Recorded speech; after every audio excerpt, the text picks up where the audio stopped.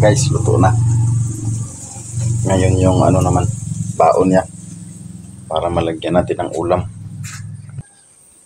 Ito na yung baon niya guys. Tapos ito na ang ulam ni Ilil. Sardinas with egg.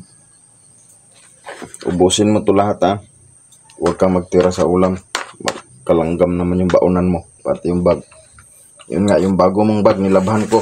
Yung luma mo na ang gamitin mo ha. Ito na guys, naka-ready na. Naka-ready ng kanyang baon. Ayan. Bilisan mo. Bilisan mo. Sige na, kumain ka na. Para di ka malit. Lagi akong huli sa pasayro. Dahil ang tagal mo eh. Bilisan ng kain.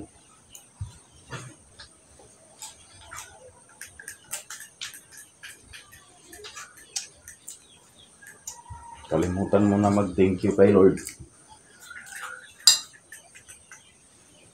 Yan. Basta. Bisan manguros, daog na.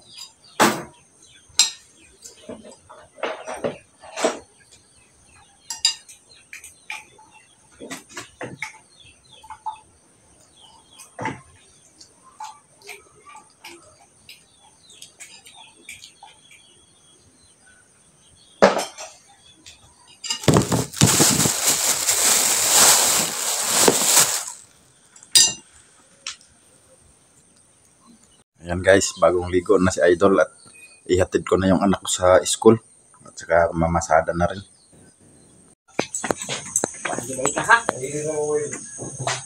Ayan guys, tignan namin si Ilil sa school tapos mamasada na rin. Ito na guys, punasan mo upuan dahil daming balahibo ng aso. Good morning mga idol. Nandito na naman ako sa kagubatan. Sinilip ko ulit yung kabutihan na nakuhaan ko kasi may tutubo ulit yan eh. Kaya ito, gala-gala na ako dito. Masarap kasi iihaw yun sa umaga. Iihaw natin yung kabuti. Tapos yun ang ulamin ko sa agahan. Sarap yun sa yung kabuti na pang ihaw. Mamaya pag nakakita ako, yun, malalaman nyo na rin yung kabuti na pang ihaw. Iba rin yung yung kabuti na pag tumubo ay marami, kumpul-kumpul. Hindi masarap iihaw yun. Pang lang yun eh. Pang adobo. Tsaka sabaw. Yan guys. Turo ko sa inyo kung ano yung sinasabi ko na pang ihaw na kabote. Maaga akong maghanap. Hindi pa nga ganun lumabas yung araw. Ayan. Paano pa lang siya. Maaga na rin ako nagkuhan para makapag-video ako, makapag-upload dahil bibiyahe ako ngayon. Mamasada na ako ngayon. Ayun, may nahanap ako guys. Hindi nga siya gaanong makita dahil nakatago. Kaya hindi siya halata na may kabuti. Ay, sayang yung isa. Pumunta ako rito kahapon, hindi ko siya nakita dahil nakatago. Ayan, parang bulok na. Pero yung sa iba guys, yung kabuti, pag marami, binibilad sa araw. Sa kanila niluluto. Masarap daw, pero hindi pa ako nakatikim ng ganun. Yung ibilad pa, din nawala yung sariwa niya. Na ito guys, oh. Ayan, pakita ko sa inyo. Ayan.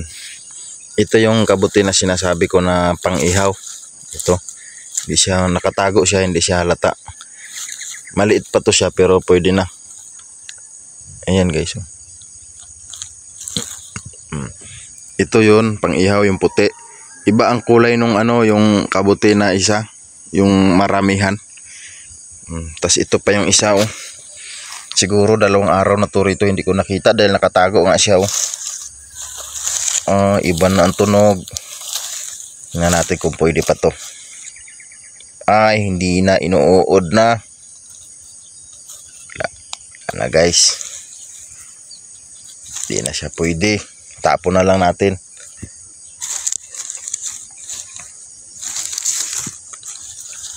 Wala na. Hindi na siya pwede, bulok na. May uod na. Inuud siya dahil masarap siya eh, kaya inuud. Ito na lang isa yung nakita natin. Maghanap pa tayo guys para madagdagan natin itong aking kabote.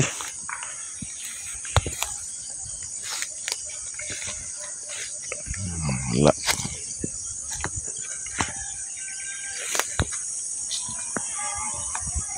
Ayun. Mayroon na naman isa guys.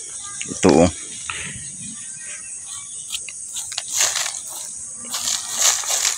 Yan, 2 na ulit. Yun, hindi siya bulok. Ayun, 2 na. Hindi na siya bulok guys. Kasi katuturok lang. Ngayon maghanap pa tayo ng marami. Ang sarap kasi sa suka, saka kalamansi, sili. Ito ang sarap nito. Dito ako nakarating guys. Malayo-layo na ako sa bahay namin. Dala-dala ko pa rin itong 2 kabote.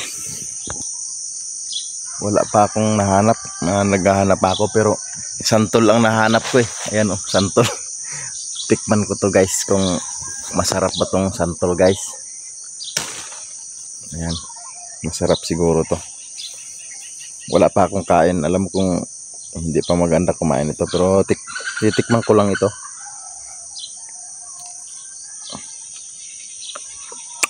Wow, ang tamis. Ba, okay itong santol dito ah. Tamis kayo guys.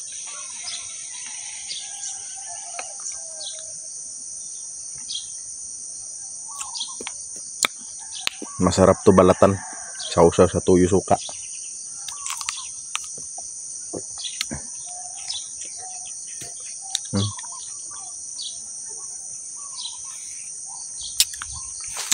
Dami dyan sa taas. Santol.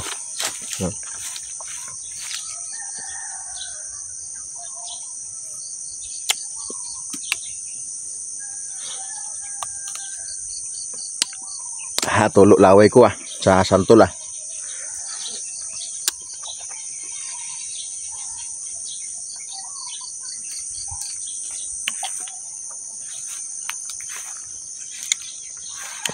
Tama na tong isa.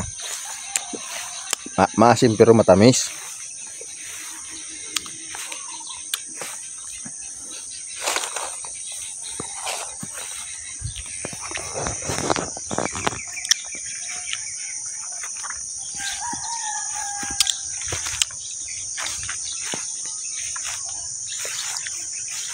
Sarap. Ang sarap pero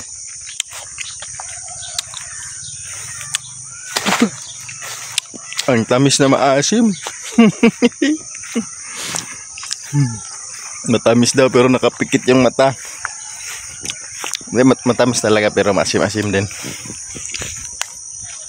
Medyo talaga pauwi na ako guys. Hindi ko na nadagdagan. Pero maghahanap pa ako habang pauwi. Nandito na ako sa kalsada, pauwi sa amin. Tawag dito sa amin ay manguhungay. Manguhungay na tayo guys. Dito na ako guys. Malapit na ako sa aking garden. Ayan ang ating garden. Tinanggal ko na yung langkay, nilagay ko na sa ibabaw para matabulan sa sobrang init.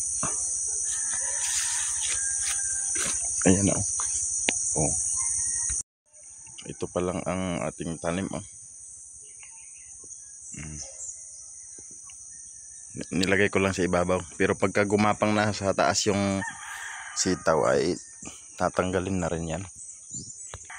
Ayan yung mga pitsay na itinanim ko, pati kamatis. Ayan yung kamatis. Tapos pitsay, tapos kamatis, pitsay, kamatis. Ginawa ko alternate kasi una naman ma-harvest ang ano dyan pitsay. Yung kamatis matagal yan. Lalaki pa yung katawan yan, magiging puno pa yan.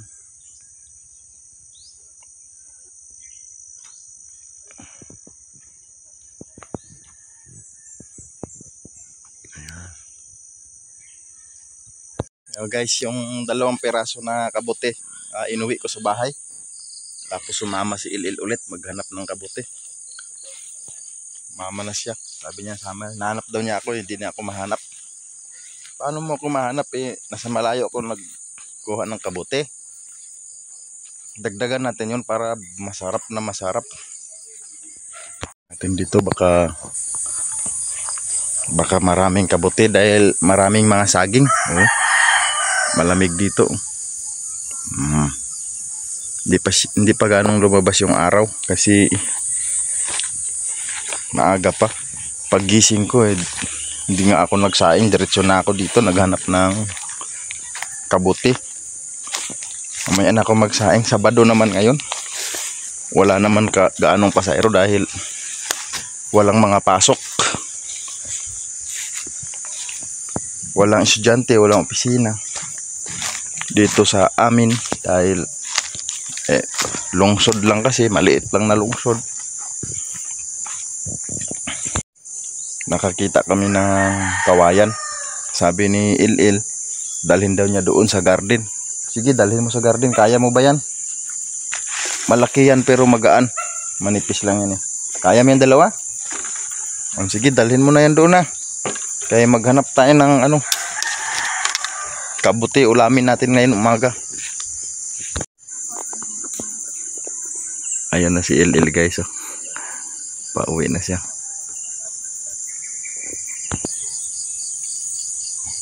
Nakakita ako ng sili guys. Ito kuha tayong sili. Tapos yung buto, itanim natin yung buto para mayroon tayo. Guys, hindi na talaga nadagdagan. Ayos lang yun guys. Sarap naman yun.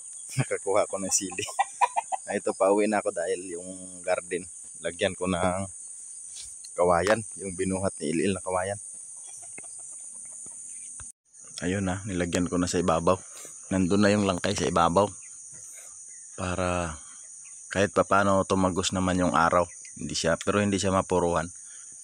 Pagka medyo okay na ialisin ko na lahat yan. Dahil dyan ko ipagapang yung sitaw. Ayan yung aking mga tanim. Ayan Tapos yan, temporary lang yan. Ilipat ko yan kasi ang laman yan sa loob ng luya marami. Kaya temporary lang muna. So, yan si Il.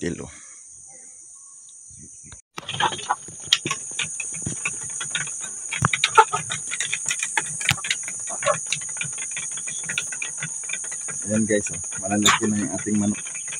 Ang manok natin yung manok.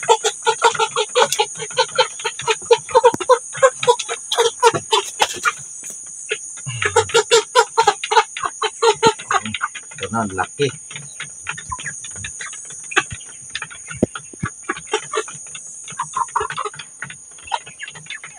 Pwede na ito ma-breedan ng lalaki para mangitlog na.